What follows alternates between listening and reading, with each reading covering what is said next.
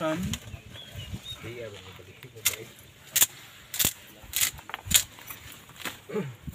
Konnichiwa, buddies. This is Chris Sniper once again. Nandito tayo sa Mindanao, Philippines. Ang lugar ay sikreto lang para bibo. Okay? So, yan ang tinatawag natin na military motto. What you see, what you hear, live it there. Pero, ipapakita namin ngayon ang remapping saka actual trenching para naman makatulong tayo sa mga katropa natin ng mga explorers. Hopefully, itong video na to ay may matutunan kayo. Then, salamat sa lahat ng mga subscribers natin. Naka 22,000 na tayo. Congrats. Hindi ko ini-expect yan, pero iniisip ko ba, ang dami palang nag-treasure hunting sa Pinas. Pambira. Okay? So, by the way, shoutout muna kay Mami Sniper sa Baby Sniper dyan sa bahay, nanonood lang ng TV.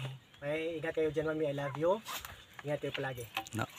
Then, next to that, pasalamat tayo kay Black Phantom saka sa Team Okinawa, Gavin Rosedale, sa pag-set up ng schedule dito.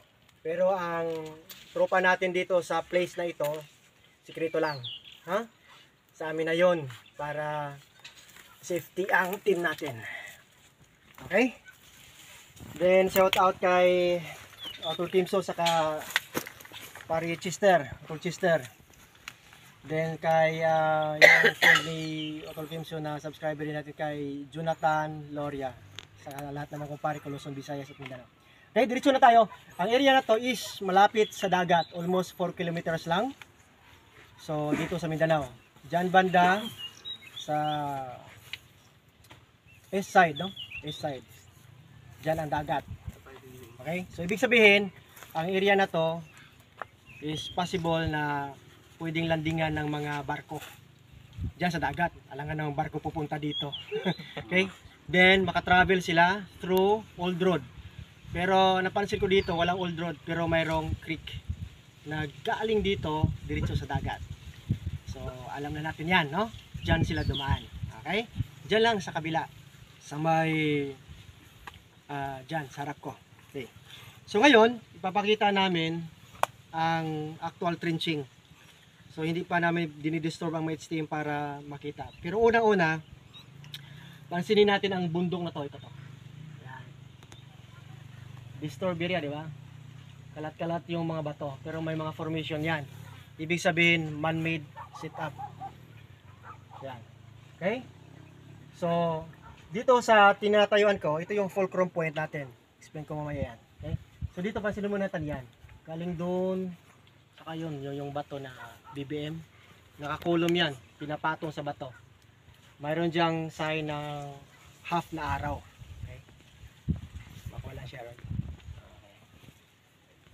Dito naman, meron siyang piramidi. Akyat konti. Diyan ka mag-view. Makita to. Ito yan. Makikita lang ito. Oh. Galing dito, kinsil lang yun sa dig site. Yan. Stable yan, nakalock yan.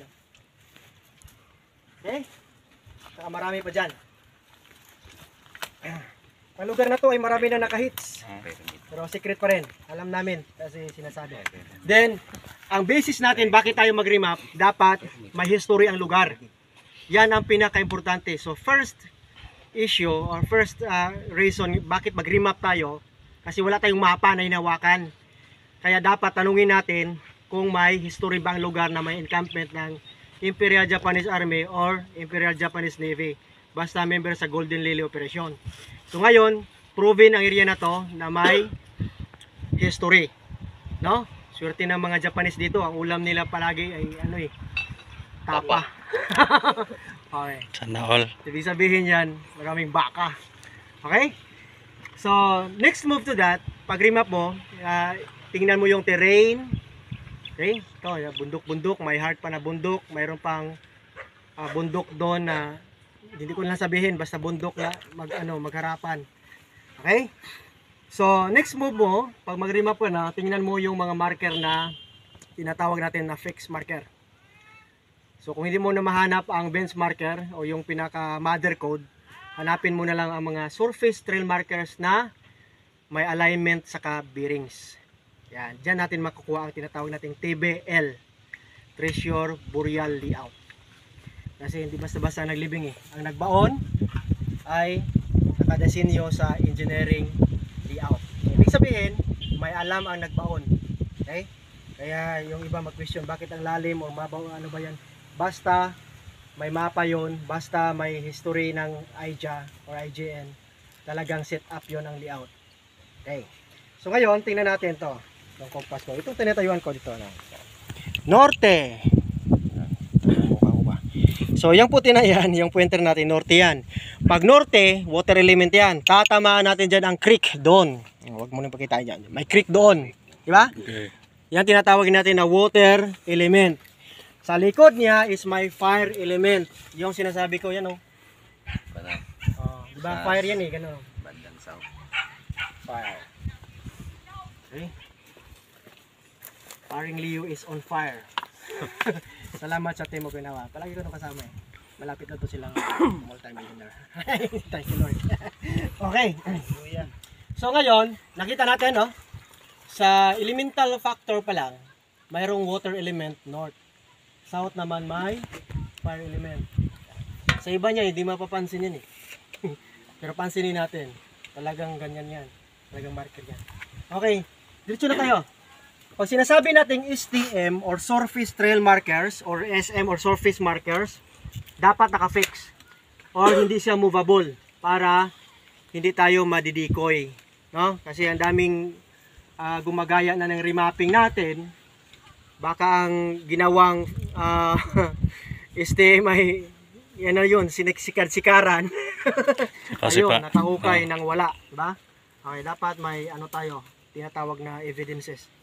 So, pansinin natin to. Yung bato na to, matibay ito. Balik muna dito, Panginoon. Ito siya. Yung inuupuan ko ba? May araw to eh. Pero ba, pansinin nyo konti. Yan ha. Ito, may araw to. Yun o. Ano yan? Arrow or square? Arrow po. Very good. Diba arrow? Kukompas ka yan, no? May mga sekreto yan eh. Kaya nga nilagay yan dyan kasi ginawang pointer yan. Saka hindi gawa nila dito yan. Hindi gawa ni Brother Dennis yan. Talagang dyan yan. Oh. Charan! Yan. Okay.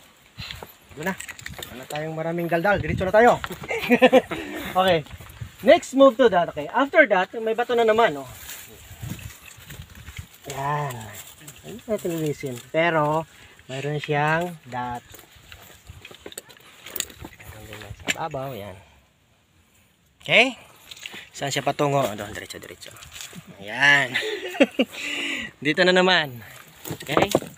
Tingnan nyo to buddies, ha? Diyan ko muna. Pag galing ako dito sa araw, itong araw point ko yan, makikita ko yung dig site natin. Ginagawa ng daanan. Yan, oh. Dito ako dadaan, oh. Diba? Safety. Laderize yan. Yan o. 1, 2, 3, 4, 5. Code 5. Okay. Okay. Ano to? Bato to or simento? Bato. Bato. Yan sinasabi ko. Ang mga Japanese talagang bato ang ginawang marker. Walang ultra. Hindi pwede gawing marker ang baka. Dahil ang baka ay parang tapa lang yan. Tapa. Kapag maglakay ka ng baka na marker dito, pambira. Almost 80 years na. Mamamatay yun. Tayo ng baka. Ulam na. Okay, diretso na tayo. Anong formation ito? Yan, oh. Enter sign. Yan. Ito na linsan. Yan. Okay. Yan. Okay. Pero ito ang pinaka fulcrum natin. Sinasabi ko na yun. Yan. Meron yung X dyan. Dito, mayroon siyang sun marker. Okay? 6 rays. Ibig sabihin, 6.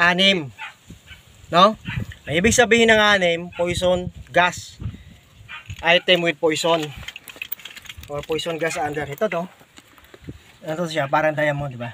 1, 2, 3, 4, 5, 6. Talagang ukit yan. No? Hindi yan magagawa ng ano. Inuukit yan yun, kasya yun. Diba? Klarong-klaro. So parang araw na may 6 na sikat. Yan. So ang direksyon niya is norte. So dapat sa norte may tubig doon, may creek. Pag mag-ulan may ano. Okay. So ito yung reference natin. Asan siya nakalagay? Hindi sa top. Dito sa wall type. Pag sa top ang marker, ibig sabihin yan, directional pa yan. Maghanap ka pa ng coordinate markers. Pag nasa gilid na siya, that means in front. Okay? So galing dito, in front of this, dito ang dig site. Okay. So magsuka tayo ng 3 feet. Pangiliw. Galing dito sa yung 6 race. Tres lang. Saan tatama? Diyan. Okay. Okay? Okay, thank you. Dito naman tayo sa kabila. Okay. Dito naman sa ano, sa east side, kasi ang west doon ay tatamaan yung araw, di ba? Yung half na araw. Okay. Dito sa east side niya, may intersign ito. Kita nyo to, 1, 2, 3. Yan katid oh. Yan. Hanggang dyan lang yan. Kandi yan. Ibig sabihin enter. Ang problema ngayon, saan tayo i-enter? Di ba? Enter yan. Ang iba nito, sundin tong araw. Ipambihira. Doon kayo sa CR papunta niyan. No? Hindi pwede yan. Intersign to. Ibig sabihin, kailangan hanapin natin ang coordinate. Okay? So pag dito tayo kukumpas, kailangan sukatin natin na mag-intersect doon sa 3 feet natin. Okay, dari Perglio. Galing dito. Dito yung dulo. Dulo na lang.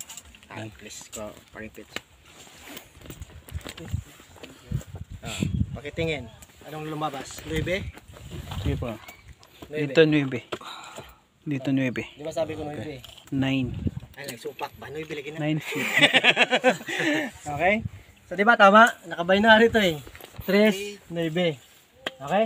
Hindi na lang susukatin natin yung long distance marker. Ito, kung mapansin nyo, hindi natin alam na nag-disturb kasi may kahoy. Pero itong pointer niya na arrow, hindi yan dyan. Doon yan sa isang deposito.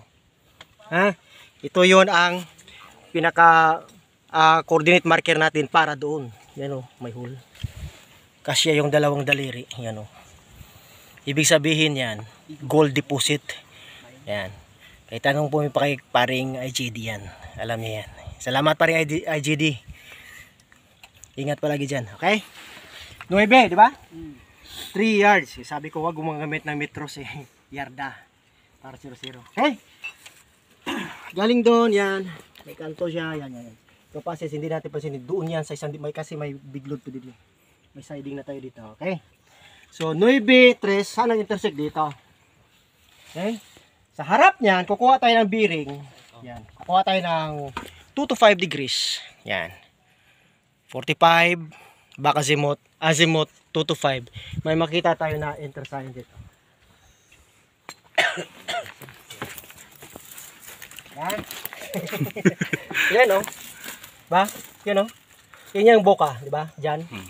Yan o. Okay? Yan ang mga sikreto ba?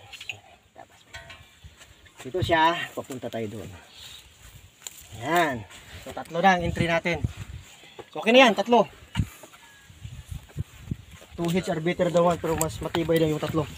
Anong nangyari pag hukay natin? So, scientific method. Ibig sabihin, pag treasure hunting tayo, hindi tayo magtagna-tagna. Yung magkalot ka ba na, mukha ka na, may laman, wala. May laman, wala. Sa Bisaya pa ba yan ba? May sulod, wala. May sulod, wala. Alam mo, pamangundang ta. Di ba? Hindi po ka magpataka o kalot, no? Ulitin ko. Parang sungkaan yung ano mo. Ang mangyari niyan, sungkaan, no? Transfer na lang. Okay? Anyway, ito siya na dig site ay pasalamat kami sa Team Bintos, no? Team Bintos, kay Kuya, kay Sir, sa mga tropa natin, kay Busing, sa lahat ng mga tropa dito. Sikreto lang sila namin. Pero pasalamat kami kasi ano sila, supporter natin. Kaya nakapunta kami dito na arrange ni Black Phantom dahil sa channel natin sa YouTube. So, ibig sabihin, may natulungan tayo in that way, in that matter. So, yan, no? Love your neighbor as yourself. Do not kill your neighbor, no? Ang matindi, love your enemies. So, may enemies ka, lablabin mo na lang hanggang mamatay. Ay, huwag mong awayin. Ha? Mahalin mo na lang. Okay. So nangyari ba ito ang pinaka matindi ngayon? Alam na natin, no, may coordinate doon, 9, nakasti ditong 6 na race. In front, ha? Tingnan, no, vertical yan. Hindi sa top yan. Vertical positioning. So in front. Pareho, pag may butas, di ba, may vlog na ko eh. Pag may butas dito, in front, depende pa rin sa coordinate. Kasi hindi lahat, ha? Depende sa layout. Kasi iba-iba eh. Dito matindi. Matindi. Kung si General Tanaka ang nag-sit up dito, matindi talaga. Okay. Anong nangyari ngayon, pag hukay natin, ganito. Okay, naghukay tayo.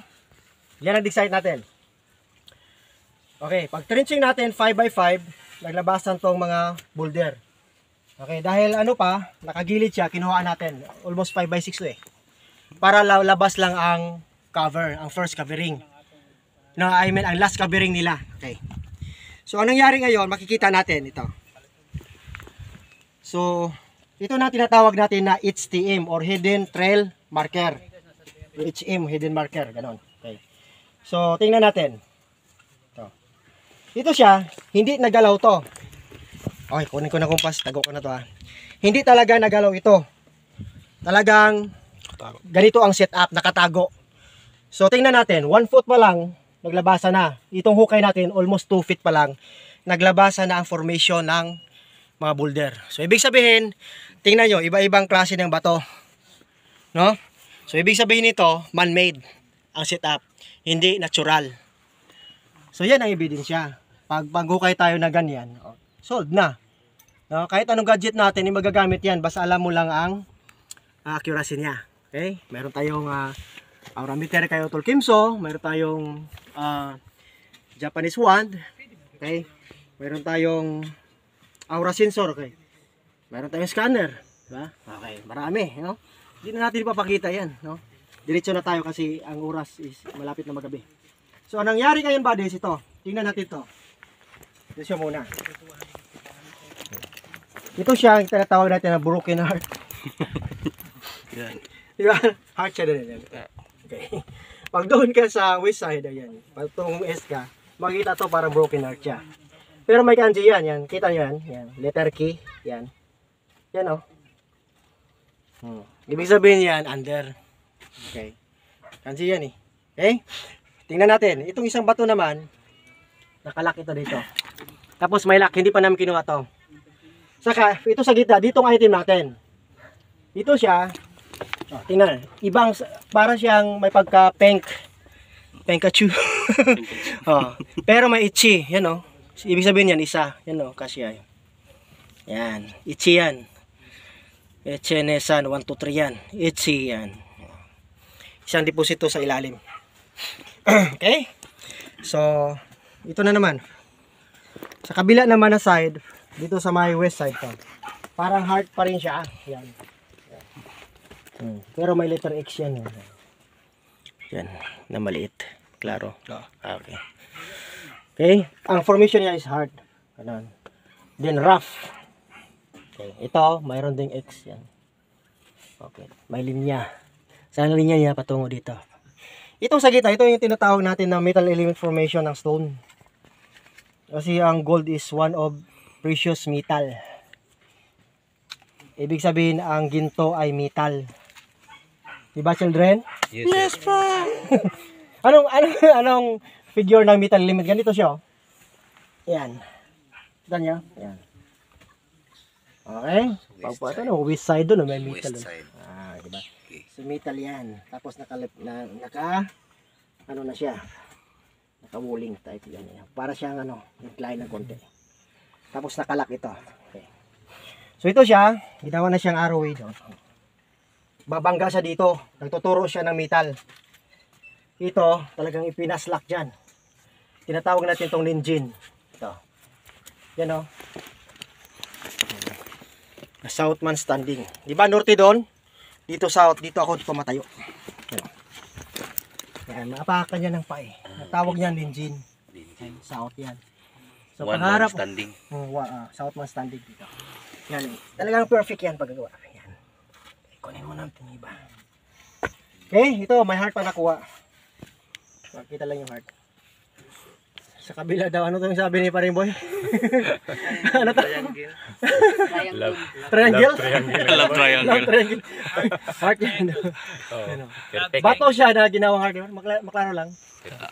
Yan, talaga na, di ba? Oh. Saka, dito siya dito siya nakukuha, di ba? Dito. Oo. Okay. Saka ito, marami pa eh. Ito, may katid talaga. Ito siya, patusok. Hindi na namin nilinis. Baka napansin nyo, basa to. Kasi binabasa talaga namin ng tubig para maklaro pag vlog. Linis. Para ma-explain. Nilinis namin ng tubig. Actually, ang tubig dito is 100 feet. More than 100 feet under ang lalim ng tubig dito. 160 na. 180 na. Wala. 180 pala. Oo. Okay. 180 feet ang tubig dito. Wala Ibig pa. sabihin, malayo sa tubig, maganda to na operasyon pag walang tubig. Okay? Kasi marami akong niremap pag tubig na, umatras na eh. Ito maganda to, kahit aabot pa to. Hopefully mababaw lang to. Hindi natin mapinpoint ang lalim kasi hindi tayo ang nagbaon. Ulitin ko, hindi tayo ang nagbaon. Nag-remap lang tayo. Nag-pinpoint lang tayo ng dig site. So kahit anong lalim pa yan o mababaw yan, importante na sintro tayo. May makukuha tayo. Hindi tayo mabubukya. Diba? Scientific method. Kasi para hindi masayang yung pera natin, ang pagod natin, no? Pagkain natin, yung iba, ang love life pa. Di ba? Hindi masayang. Ang oras. Di ba? Ang oras ay ginto. Time is gold. Okay, ito na. Marami ko nang daldala. Ito. So, anong nangyari dito? Di ba? South man standing. Oh, tingnan, oh, matayuan pa. Oh. Yan, di ba? Makapost ka pa dyan. Oh. Yan ang engine. So, pangharap ko doon tubig. Dito south. Makikita ko yan. Oh. Di ba? Dito naman east west. Alam nyo, may intersign doon. Tapos may sign na araw doon. So ito na, last na lang. So okay na to, nakalak na. So ito pa ang kanji. Ang tawag namin dito, enter sign. So dito ka enter. Ito siya, oh. Okay. Kanya itong bato na to. Okay. Straight, di ba? Okay. Lagyan natin. Straight. Kurba. Okay, ganun na siya. Ayan. Ba? Dito, ganyan. Yan ang kanji ng enter. Yan. Understood, children? Yes po. Diba? Ibig sabihin yan sa Hinapon pa ba? Nihongo, Nippongo, Nihongo sa Japanese. Enter. Diba? May enter sign doon. May enter sign doon. Ito yung sagot. Dito tayo mag-enter. So, ibig sabihin, exact dig site ito. Yan ang scientific method. Yan ang engineering layout. Kung ano nakita mo sa labas, nakita mo din sa loob. Yan o, klaro-klaro yan o. Tingnan mo kating na ba ito yan. Kaya pinabasa namin to para makita. Yan. Diba? Ibig sabihin yan. Anong sagot? Ano sabihin nito? Enter po. Oh, inuulit-ulit yun. Oh, diba? Oh, enter. Diba? So yan na buddies. Yan ang pinaka-critical na dapat sa pag-trenching, tingnan ang hidden trail. Kung wala tayong hawak na mapa, wala tayong original na map o old map na hawak, dapat tingnan ang trenching kung may enter sign or may mga sign na direct under. Okay? So yun lang ito. Talagang pinatayo yan. May limit yan. Then enter. So, i-enter tayo pa ilalim hanggang maabot natin ang shaft or ang chamber na nandoon ang inasam-asam natin na hidden treasure ng Japanese. Yun lang buddies. Hopefully, makatulong na naman ako sa mga tropa natin. At salamat once again sa Team Bintos! Okay? So, once again, this is Chris Sniper. Nandito pa rin tayo sa Mindanao, Philippines. Wala pa ako sa Amerika. Wala pa ako sa Japan. Dito Soon. na sa Pilipinas. Okay, once again, maraming salamat sa lahat ng mga subscribers, sa mga kilala ko tropa. Hindi ko na ma-mention lahat, pero alam nyo na busy ako, hindi ako makaka-reply sa mga messenger, sa mga ano pa yan, sa Facebook, yung mga nagpadikod. Pero tingnan nyo lang mga videos natin ha, sa vlog natin, Chris Sniper Vlogs, andyan lahat ang mga decoding. So may kapariya, so yun, hindi kayo basta-basta maghukay, i-trenching muna, i-remap, i-trenching, then tingnan kung sa full bang dig site. Yan lang. So this is Chris Sniper once again saying eat, sleep, and explore, and Bansay Team Bintos! Bansay! Bonsai!